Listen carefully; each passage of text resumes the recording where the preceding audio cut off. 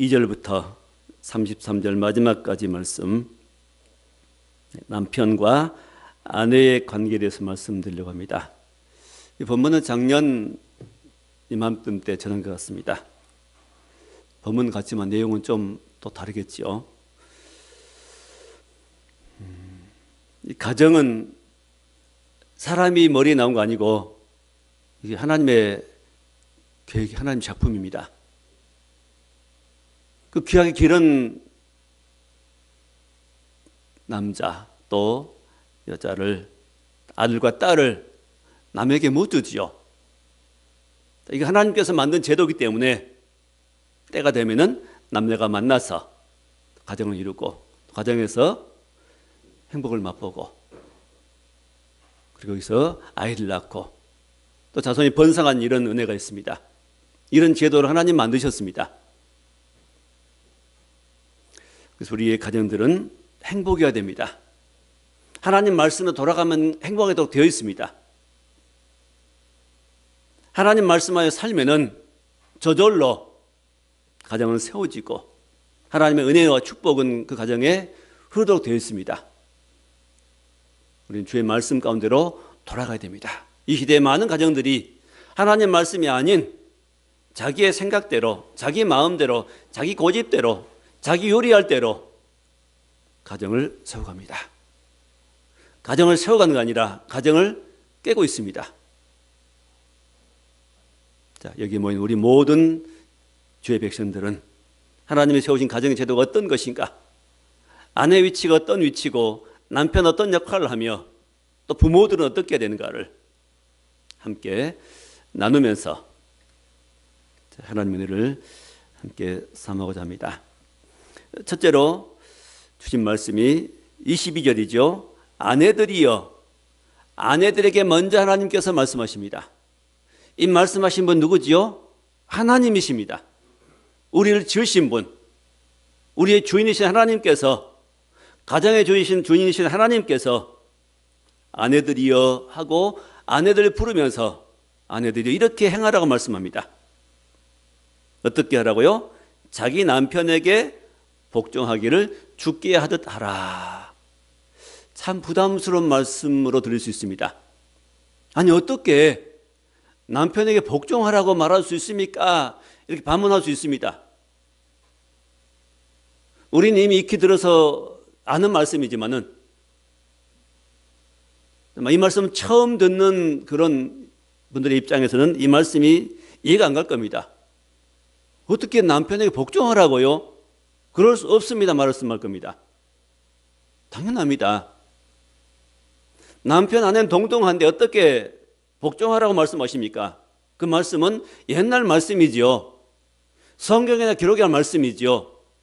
오늘 우리가 어떻게 그 말씀대로 살 수 있습니까? 반문할 수 있습니다. 충분히 저도 이해가 갑니다. 저도 이 말씀이 부담스러운 건 사실입니다. 전하기가. 그러나 하나님 말씀이 옳습니다. 하나님 말씀은 아무리 세월이 흘러가도 변할 수 없는 겁니다. 사람의 생각을 바꿔야지 하나님 말씀을 바꾸려면 안 됩니다. 하나님 말씀은 기초입니다. 토대지요. 가정에 세워진 토대입니다. 행복의 기초입니다. 행복하려면 이렇게 가야 됩니다. 물론 아내에게만 이렇게 하라고 말씀하시지는 않지요. 남편에게도 하나님은 굉장한 말씀을 주고 계십니다. 그럼 먼저 아내에게 주신 말씀, 자기 남편에게 복종하라. 누구 남편이요? 자기 남편입니다. 남편은 한 사람밖에 없습니다. 남편 둘이 될 수 없지요. 한 사람인 그 남편에게 복종하라고 말합니다. 이 복종과 순종은 다르다고 말씀드렸지요. 순종은 그냥 할 수 있는 거 순종입니다. 마땅히 여기고 하는 것은 순종입니다. 근데 복종은요, 할 수 없는 겁니다. 할 수 없을 때, 이건 부당한데, 부당한 것도 하라고 하면은 그건 순종이 아니고 그건 복종입니다. 군대에서 그러죠. 상관이 시키는 모든 것이 다 내게 하고 싶은 거 아닙니다. 못마땅한 일 많습니다.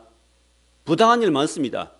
그래도 상관의 명령이기 때문에 부탁이 아니고 명령입니다. 그러니까 부하들은요, 거기에 복종하는 겁니다. 그래 질서가 서지요. 상관이 명령했는데 부하들은 나는 이렇게 싫고 이래서 못하겠고 이런 핑계로 이런 이유 때문에 나는 못하겠습니다. 이러고 있다면요, 못 움직입니다. 자, 군대는 복종 체계입니다. 명령 체계입니다. 근데 가정은 다릅니다. 이런 명령 체계는 아니지요. 남편 명령하고 아내는 따르고 이런 체계가 아닙니다. 자, 남편에 대한 말씀을 또 우리가 들어야, 남편이 어떤 역할을 해야 되는 건 들어야 이게 이해가 되죠. 서로 상호 보완적 관계가 있습니다. 남편은 아내를 어떻게 사랑하라 그랬죠. 남편이 아내를 사랑하면서 무슨 일을 부탁하고 말할 때 아내는 거기에 그 말을 들을 수 있습니다. 그 말에 협력할 수 있죠. 남편은 전혀 아내를 사랑하지도 않고 존중하지도 않으면서 무조건 아내에게 명령한다면 어렵지요. 일단은 자기 남편에 대한 기본적인 자세는, 태도는 거기에 복종하라는 것입니다. 이게 질서입니다. 왜 하나님 께 이런 질서를 세우셨죠? 서양에는 그 문화가 레디 퍼스트지요. 여성과 아이는 약하기 때문에 어떤 일이 생기면 먼저입니다. 먼저 어떤 자리가 나면 먼저 앉게 하고, 위급 상황이 오면은 먼저 대피하게 만들어주고 도와주고, 약한 사람 먼저 보호해 주는지요.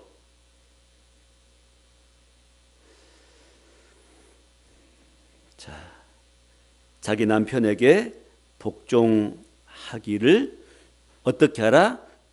주께 하듯 하라. 주님께 하듯 하라. 자, 이 말씀이 이해가 돼야 이 말씀이 순종이 되는 겁니다. 그냥 무조건 아내들은 남편에게 복종해, 이건 할 수가 없습니다. 이건 전혀 불가능합니다. 근데 이 말씀이 가능하게 해주는 근거가 뭐지요? 주께 하듯 하라, 이 말씀입니다. 주께 하듯 하라는 이 말씀을 이해해야 이 말씀을 순종할 수 있게 됩니다. 왜 이런 말씀하신 줄 알게 됩니다. 여기 주께 하듯 하라는 이 말씀이 없다면 이 말씀은 행할 수 없습니다. 부당한 말씀입니다. 그것은 말도 안 되는 이야기입니다. 근데 주께서 주께 하듯 하라, 주님께 하듯, 우리가 성도가, 교회가 주님을 머리로 삼고 주님께 순종하듯이, 주님께 복종하듯이 그렇게 하라는 겁니다. 그럼 이 말씀을 주신 분은, 이 명령하신 분은 주님이십니다. 우리는 주님을 머리로 삼고 삽니다. 주님이 머리고 우리는 몸입니다. 그 머리 대신 주의 명령 따라 사는 겁니다. 믿음이 뭐지요? 믿음 생활이 뭐지요? 내 뜻, 내 마음대로, 내 감정 따라 사는 것이 아니고, 내 욕심대로 사는 것이 아니고, 내 마음대로 사는 것이 아니라, 믿음 생활이라는 것은 내 생각, 내 뜻을 버리고 주님의 생각을 따라서 순종한 삶이, 그게 믿음의 삶입니다. 왜요? 주님이 우리를 위해서, 우리를 죄인 된 우리를 위해서 먼저 죽으셨습니다. 그리고 옛사람을 처리하시고, 고집에 속한 옛사람, 욕심의 옛사람, 자존심에 가득 찬 옛사람을 십자가에 처리하시고, 우리 거듭난 새 사람을 주어서 새 생명 갖게 하시고 새로운 마음을 줘가지고 주님을 섬길 수 있도록 해주었습니다. 그럼 우리 옛사람, 옛 마음, 감정에 속한 이 마음 가지고는 절대로 오늘 여기 말씀에 순종할 수 없는 겁니다. 주님을 머리에 삼고 주께 순종할 수 있는 것도 이런 복음 안에서 순종할 수 있는 것이고, 새 생명 얻고 새 마음 가져야 되는 것이고, 아내가 남편에게 순종하고 복종할 수 있는 것도 새로운 마음이 와야 되는 겁니다. 이 말씀은 성도에 주신 말씀입니다. 이건 불신자에 주신 말씀이 아닙니다.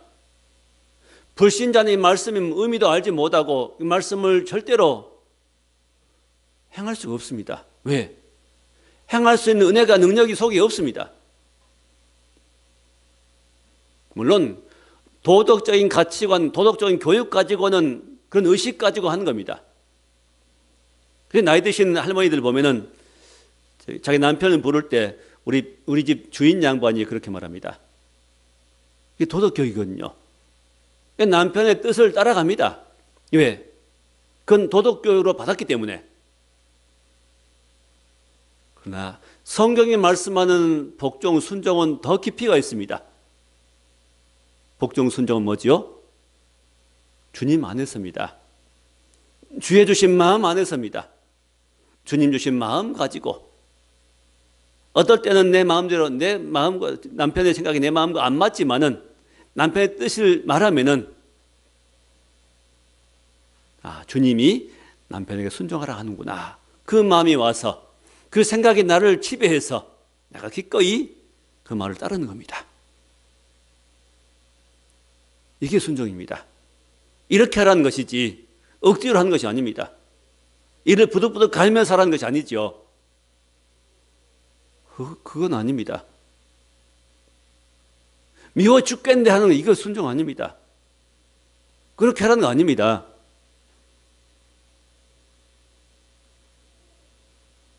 남편의 뜻을 따라서 나가는 이것은 주께 주신 마음 가지고 하는 겁니다. 물론 안 될 수 있습니다. 주님 주신 마음이 없을 수 있습니다. 그럴 땐요, 안 돼도 복종해 보라는 겁니다.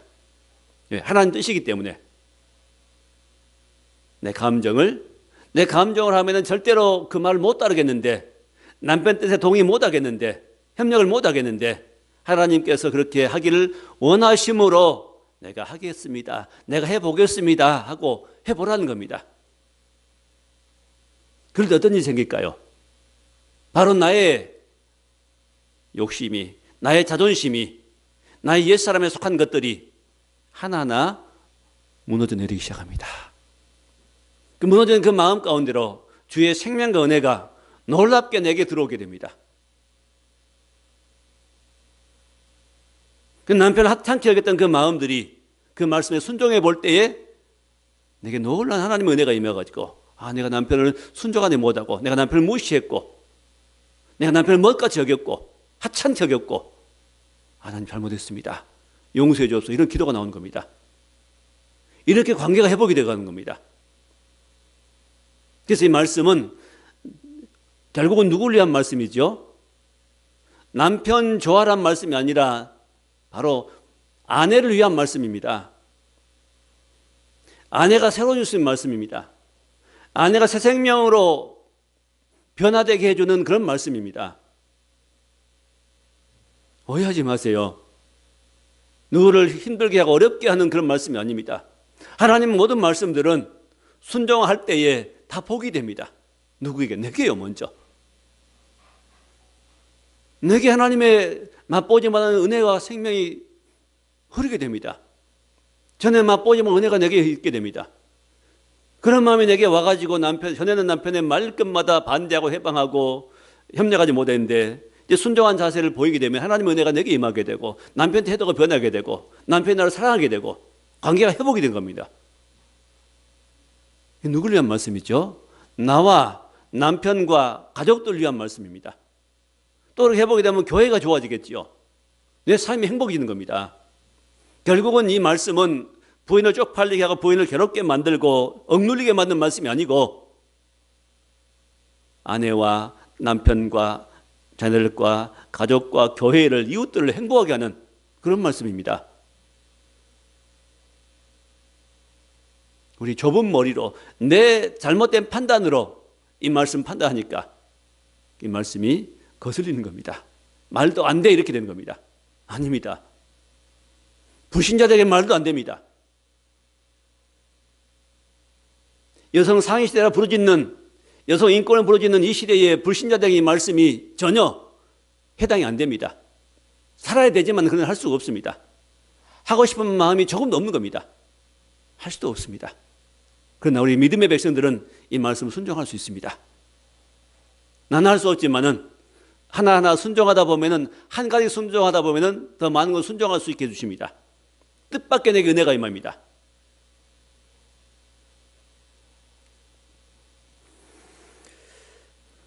자, 어떻게 하라고요?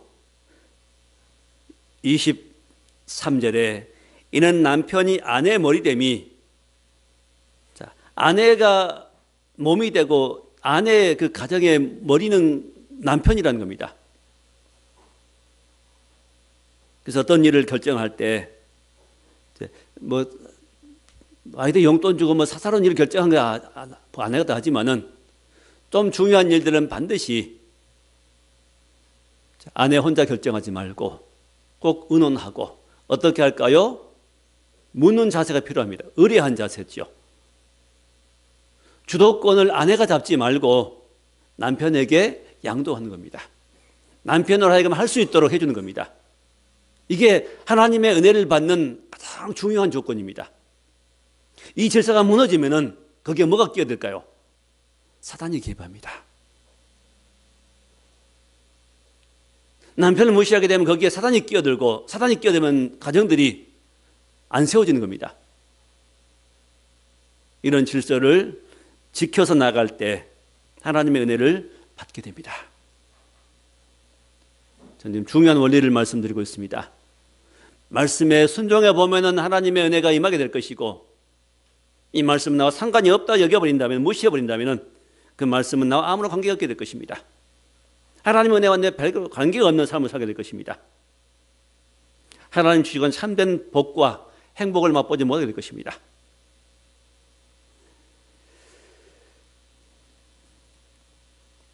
또 24절에 그러므로 교회가 그리스도에게 하듯 아내들도 범사에 자기 남편에게 복종할지라. 교회가 그리스도에게 복종하듯이, 순종하듯이 자기 아내들도 남편에게 범사에 복종할지니라. 모든 일입니다. 자, 우리는 이런 하나님의 정하신 이 법, 질서를 잘 지켜야 됩니다. 하나님은 질서의 하나님이십니다. 질서를 지킬 때 그 질서 가운데 임하시는 하나님이십니다. 질서를 어기는 가운데 하나님 안 계십니다. 남편을 무시해버리고 아내가 다 모든 걸 알아서 해버리는, 자, 이런 관계에서 하나님의 은혜가 임할 수 없습니다. 참 은혜가 임할 수 없지요. 물론, 자, 여기 말씀은 주 안에서입니다. 주 안에서. 불신 남편인 경우에는 오히려 모든 걸 반대할 겁니다. 그 모든 말을 다 순종할 수는 없지요. 예수 믿지 말고 기도하지 말라고 하는 그런 말씀까지 순종할 수, 그런 내용까지는, 요구까지는 들어줄 수 없지요. 주 안에서 순종하는 겁니다. 부모에게도 주 안에서 순종입니다.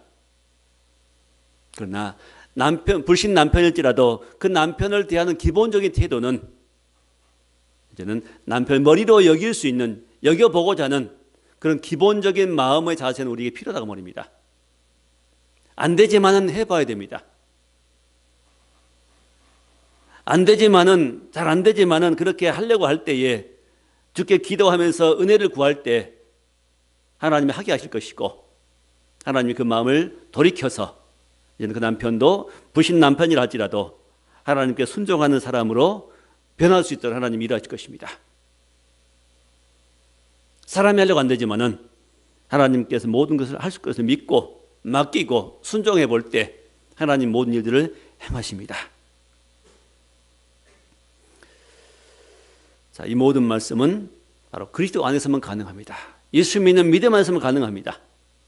예수를 주인으로 삼고 나가는 사람, 성도들에게만 이 말씀을 실천할 수 있습니다.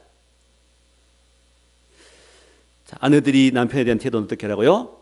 복종한 태도를 가지라는 것이고, 두 번째로 이제는 남편들에게는 어떻게 말씀하십니까? 자, 25절 말씀 보니까 남편들아 아내 사랑하기를 그리스도께서 교회를 사랑하시고 그 교회를 위하여 자신을 주심같이 하라. 자기 아내를 사랑하라. 남편들이여 누굴요? 자기 아내를 사랑하라고 말씀합니다. 자기 아내를 사랑하라고 하는데 요즘 이상한 남편들은 자기 아내는 놔두고 남의 아내를 사랑하는 경우가 많이 있습니다. 이게 불륜이죠. 이것은 사단의 역사입니다. 악한 영의 역사입니다. 혹여 이런 일이 있다면 빨리 끊고 버릴 수 있어야 됩니다. 하나님은 자기 아내를 사랑하기 원하십니다. 자기 아내. 자기 아내를 사랑하라. 어떻게 사랑하라고요? 그리스도께서 교회를 위하여 자신을 내어준 것 같이 하라. 예수 그리스도께서는 우리를 위해서, 교회를 위해서, 바로 우리와 저와 여러분을 위해서 어떻게 했습니까? 자기 몸을 내어주었습니다. 자기 생명을 내어주었습니다. 예수께 십자가에서 피 흘리시고 자기 생명을 내어주신 것처럼 남편들도 생명을 내어주도록 아내를 사랑하라고 말씀합니다. 누구에 대한 요구가 더 큰 거지요? 남편에 대한 요구가 더 크지요. 아내는 남편의 말에 그냥 따르면 됩니다. 남편은요, 아내를 사랑하기를 예수님이 교회를 위해서 자기를 내어주는 것처럼 목숨을 내놓고 사랑하라는 겁니다. 그 요구는 더 크지요. 자, 이럴 때는 서로 이제는 요구하지 말고, 중요한 것은 남편 아내에게 먼저 요구하지 말고, 또 남편도 아내에게 요구하지 말고 먼저 자기 일을 하는 겁니다. 먼저 복종하고 먼저 사랑하는 겁니다. 남에게 요구하면 그 관계는 끝이 없습니다. 갈등 관계는 끝이 없습니다. 네가 먼저 해야지. 아니, 내가 먼저 왜 해? 이러고서 싸움밖에 있을 수 없습니다. 상대방 나에 어떻게 하든 나에게 잘하든 잘못은 관계없이 내가 먼저 하는 겁니다. 내가 먼저입니다. 참 좋은 관계는 내가 먼저입니다. 서로지요. 가장 불행한 것이 뭐냐? 상대에게 요구만 겁니다. 나는 하지 않고, 나는 의무하지 않고 상대에게 나에게 잘해주기를, 나에 대해 의무를 하기만 바랍니다. 이런 가정은 불행합니다. 이런 인간관계는 깨어집니다. 항상 성경은 뭘 말씀하죠? 내가 먼저입니다. 먼저 사랑하라. 먼저. 주께서도 우리를 사랑하시는데 요한일서 4장 19절 말씀에 우리가 사랑하면 그가 먼저 우리를 사랑하였습니다 말씀합니다. 예수께서 우리가 사랑하라고 명령하시고 말씀하지요. 근데요, 이 말씀하신 것은 주님 먼저 우리를 사랑했습니다. 그 사랑의 본이 뭐지요? 십자가에 자기를 내어주신 것입니다. 이런 사랑 우리가 받았으므로 남편들도 이런 받은 사랑 가지고 아내를 사랑하라는 겁니다. 아내가 자기 복종하든 말든 관계없이 먼저 사랑해 보라는 거죠.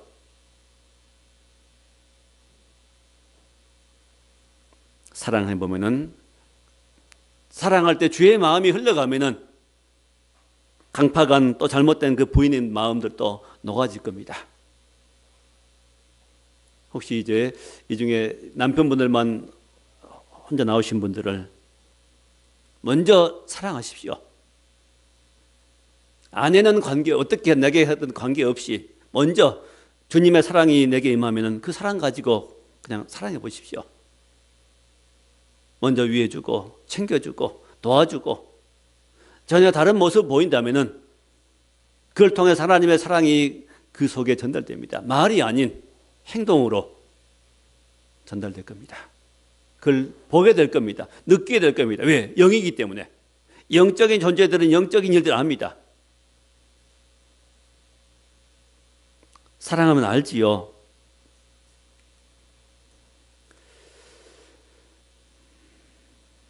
그 다음에 또 어떻게 하라고요? 28절 말씀에 이와 같이 남편들도 아내 사랑하기를 자기 자신과 같이 할지니 자기 아내를 사랑한 자는 자기를 사랑한 것이라. 아내를 사랑하되 어떻게 자기 몸처럼 사랑하라. 자기 아내를 사랑하는 것이 자기를 사랑한 것이다. 이 말씀은 참 귀한 말씀이죠. 자기 아내를 사랑하는 것이 자기를 사랑하는 것이다. 그렇게 말합니다. 이 말을 또 바꾸면 말하면요. 자기 아내를 미워한 자는 자기를 미워한 것이다. 혹시 자기 아내를 사랑하지 못하고 미워한 분이 혹시 이 중에 있습니까? 왜 미워질까요? 이유가 있겠지요. 난 이것 때문에 미워한다. 뭐 불친절하기 때문에 미워하고, 나를 무시하기 때문에 미워하고, 뭐 이것 때문에 미워하고, 미워할 이유가 있을 겁니다. 잔소리하기 때문에 미워하고 등등. 미워할 이유를 찾으면 사랑할 수 없습니다. 이유 불문하고 자기 아내를 사랑하지 못하고 미워한다면 결국은 누구를 미워하는 겁니까? 자기를 미워하고 있는 겁니다.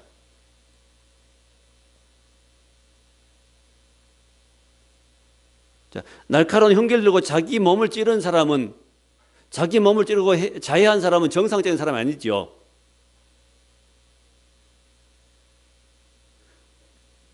자기를 괴롭히는, 자기 몸을 힘들게 괴롭히는 사람은 정상적이 아닌 것처럼 자기 아내를 힘들게 만들고 더 힘들어봐, 더 괴로워봐. 자, 그런 식으로 아내를 대한다면 결국은 누구를 괴롭히고 있는 겁니까? 자기를 괴롭히고 있는 겁니다. 아내를 힘들게 해가지고 행복할 사람 아무도 없습니다. 아내가 힘든데 행복할 사람 아무도 없습니다. 같이 힘든 겁니다. 아내가 행복해야 내가 행복합니다. 네. 부부는 두 사람이 합해서 한 몸이기 때문에 그렇습니다. 네 따로 내 따로가 아닙니다. 남편 따로 아내 따로가 아닙니다. 일단 결혼하게 되면 부부는 한 몸입니다. 하나입니다. 한쪽이 불행하면 같이 불행해지는 겁니다. 한쪽이 힘들면 같이 힘든 겁니다. 힘들어하는 사람을 도와줘야지요. 위로해줘야지요. 사랑해줘야지요. 그래야 내가 행복해집니다. 언제가 제가 몸이 아파가지고 이렇게 허리가 아파가지고 작년이죠. 거의 잠을 못 이룬 적이 있습니다. 계속 아프니까, 쑤시고 아프니까 돌아 눕지도 못하고 거의 잠을 못 이뤘습니다. 며칠 밤을.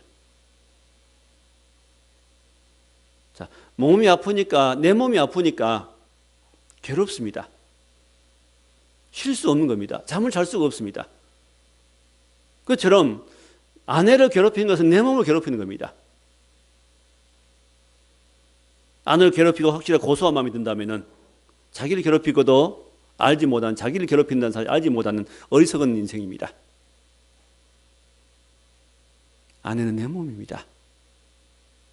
남편도 내 몸입니다. 내 몸의 일부입니다. 내 머리입니다. 아내는 내 몸입니다. 그래서 아내를 자기 몸과 사랑하라고 말씀합니다. 그래서 아내는 연약한 그릇이므로 생명의 유업을 함께 받을 줄 알아서 더 귀하게 여기라고 성경은 말씀합니다. 아내는 약함으로 더 귀하게 여기라. 남편은 아내를 어떻게요? 자기 몸처럼 사랑하고 주님께서 교회를 사랑하시듯이 그렇게 사랑하라고 말씀하십니다. 그럼 마지막 이제 세 번째입니다. 그럼 이제는 이 부모가 할 일이 있습니다. 자, 31절에 그러므로 사람이 부모를 떠나 그 아내와 합하여 그 둘이 한 육체가 될지니 이 비밀이 크도다. 자, 부모가 이제는 그 성숙에서 이제 결혼한 아들과 딸을 어떻게 하라고요?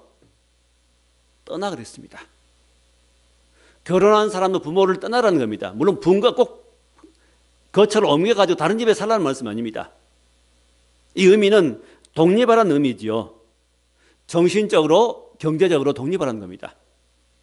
이제 더 이상 결혼하면은 부모에게 의탁하지 말라는 겁니다. 의지하지 말라는 거지요. 어떤 자녀들은 결혼하고도 계속해서 부모를 의지합니다. 경제적으로, 정신적으로. 이렇게 말하는 거죠. 일단 남녀가 결혼하면은 독립입니다. 정신적으로, 경제적으로. 모든 일들을 이제는 부부가 의논해서 하는 겁니다. 이 의미는 부모가 간섭하지 말라는 겁니다. 아들이니까 간섭하지 말고 딸이니까 간섭하지 말고 간섭하지 말라는 겁니다. 이제는 내 딸이 아니라 내 아들이 아니고 결혼하면은 누구의 남편, 누구의 아내입니다. 내 딸이 아니라 내 아들이 아니라 누구의 아내고 누구의 남편으로 인정해 주라는 겁니다. 어떤 부모들은 잘못 생각해가지고 계속 자기 딸로 아들로 붙잡고 있습니다. 자기 밑에 들려고 합니다. 무슨 일만 있으면 불러댑니다. 이렇게 하지 말라는 거지요. 이것 때문에 문제가 생깁니다. 많은 갈등이 생깁니다. 행복해 할 부부들의 가정들을, 관계를 깨뜨리고 있습니다. 누가? 부모들이. 결혼했으면 놔두라는 겁니다. 저는. 독립하도록, 알아서 살도록 놔두라는 겁니다. 그리고 자문을 구할 때, 물어올 때만 대답해야지요. 어떻게 할까? 물어본 일은 좋습니다. 부모들에게, 시부모들에게, 친정 부모들에게 어떻게 할까요? 물어본 일은 좋지요. 그럴 때 지도는 해주고 가르쳐준 일은 좋은 일입니다. 먼저 이렇게 하라 저렇게 하라 간섭하고 또 힘들게 하고 부부 사이를 나누는 이런 어리석은 일은 하지 말라는 겁니다.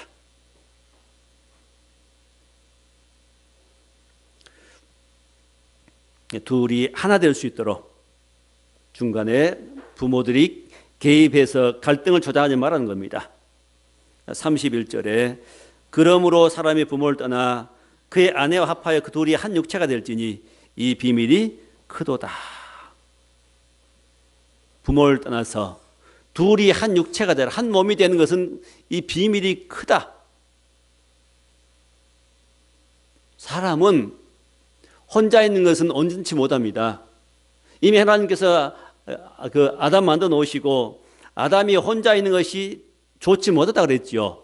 그래서 돕는 배필로 하와 여자를 만드십니다.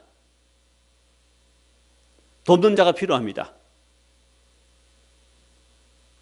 그래서 둘이 만나야 온전해집니다. 하나가 되는 겁니다. 아무리 똑똑해도요, 혼자 있으면은 반쪽입니다. 잘못 생각한 겁니다.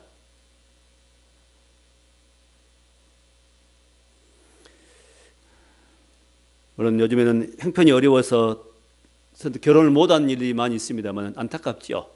결혼하고 싶어도 결혼을 못하는 안타까운 일이 있습니다. 그런데 결혼할 수 있음에도 불구하고 결혼 안 하려고 하는 사람이 있다면 그 생각은 많이 잘못되어 있습니다. 많이 잘못되어 있습니다. 많이 삐뚤어져 있습니다.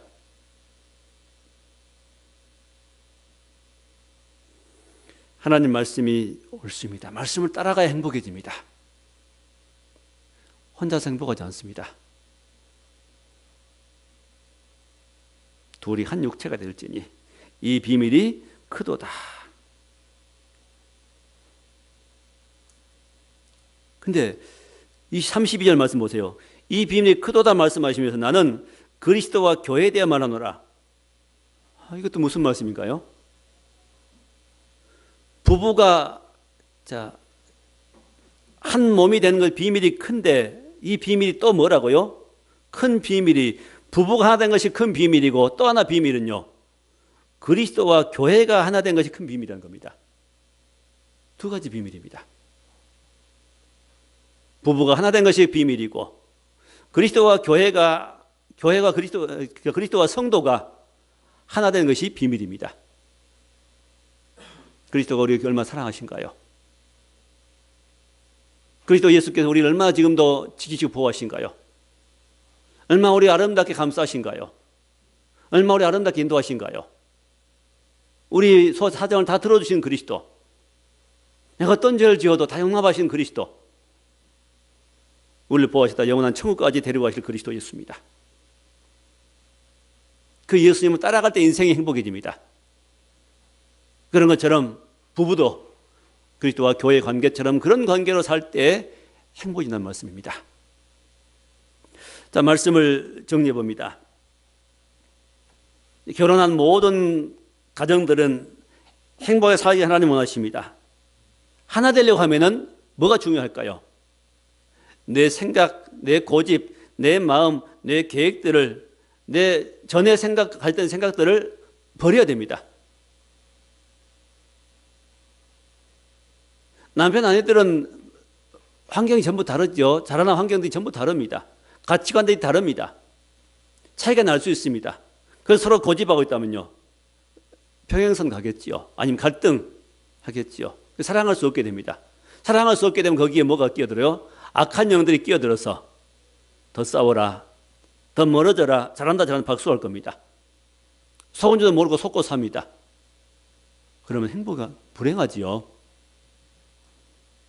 그러므로 잘못된 생각, 옛 생각, 감정들을 버려야 됩니다. 그게 뭐지요? 그게 바로 예수 그리스도 안에 들어가는 겁니다. 그 예수 믿는다는 의미가 그겁니다. 내 생각을 버리고 주님 생각을 따라가겠습니다. 내 욕심 버리고 주님 주신 생각을 따라가겠습니다. 내 자존심을 내려놓고 주의 주신 생각을 따라가겠습니다. 그게 믿음이죠. 자, 이런 옛 생각과 내 자존심, 이런 감정들을, 잘못된 감정들을 버리면은 새로운 것이 옵니다. 새로운 감정, 새로운 생각, 신선한 마음, 사랑의 마음, 그것이요, 하늘로부터 주 예수께로 돌아옵니다. 그 마음 가지고 행하라는 겁니다. 그 마음 가지고 서로를 챙겨주고 사랑하고 위해주고 순종해주고 그런 마음으로 가정을 이끌어가는 겁니다. 그런 마음으로 가정을 섬기라는 겁니다. 이게 복음입니다. 신실하게 주를 따르는 가정들은 절대 안 깨어집니다. 신실하게 예수 믿고 사는 가정은 깨어진 거 봤습니까? 있으면 말씀 보십시오. 절대 그럴 수 없습니다. 신실하게 주님 믿고 따라가는데 깨어졌다 가정이, 그건 기적입니다. 그럴 수는 없습니다. 남편도 주님 앞에 순종하고, 아내도 주 앞에 순종하고, 자녀들도 주 앞에 순종하고, 그럼 무슨 문제가 있단 말입니까? 조금만 갈등이 있을 수 있는데 그런 갈등들은 금방 또 풀어지죠. 바로 하나님 잘못했습니다. 용서해 줘. 내가 잘못 생각했습니다. 내가 친절하지 못했습니다. 내가 챙겨주지 못했습니다. 용서해 주옵소서 하고 주 앞에 기도하면 바로 해결됩니다. 자, 축복의 길, 행복의 길은, 참 자유의 길은 주 예수 안에 있는 겁니다. 나의 취향, 내 생각을, 옛 생각을 버려놓고, 내려놓고, 자존심 좀 내려놓고 예수를 나의 주로 삼고 주님이 나의 주인입니다 하고 한번 고백해 보세요. 그 잘못된 것들 가만 놔두지 말고 주 앞에 용서를 구해보세요. 이런 부분은 잘못되었습니다. 내가 누굴 무시했고, 내가 순종하지 못했고, 내가 사랑하지 못했던, 내가 존중하지 못하고, 내가 먼저 사랑하지 못했던 이런 부분들 하나님 용서해 주옵소서. 나 때문에 생긴 일입니다. 내 사랑 없으면 용서해 주시고, 나를 어리석으면 용서하시고, 이것 때문에 어렵고 가정이 어렵으면 행복하지 못합니다. 용서해 주옵소서 하고 주 앞에 기도해 보세요. 다 내 탓입니다. 남에게 돌리면, 탓을 돌리면 끝도 한도 없습니다. 다 내 문제입니다. 다 내 문제입니다. 남편 입장에서는 남편 내 문제고, 부인 입장은 부인 내 문제고, 목회자 입장은 그의 문제는 목사의 문제입니다. 다 내 문제입니다. 내 책임입니다. 내가 잘못한 겁니다.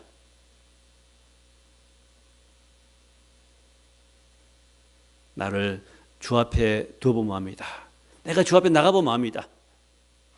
원망 불평했다 할지라도 나를 주 앞에 세우고, 주님 내가 어떤 사람입니까? 주께 나가서 주님 부르면은 주께 내게 깨닫게 하신 것은 다 네 잘못이라는 것, 내 잘못입니다. 깨닫게 합니다.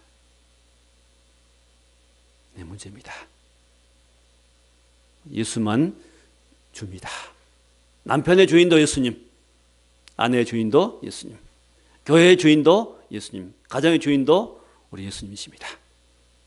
십자가 지고 부활하신 주님이 우리의 주입니다. 주인입니다.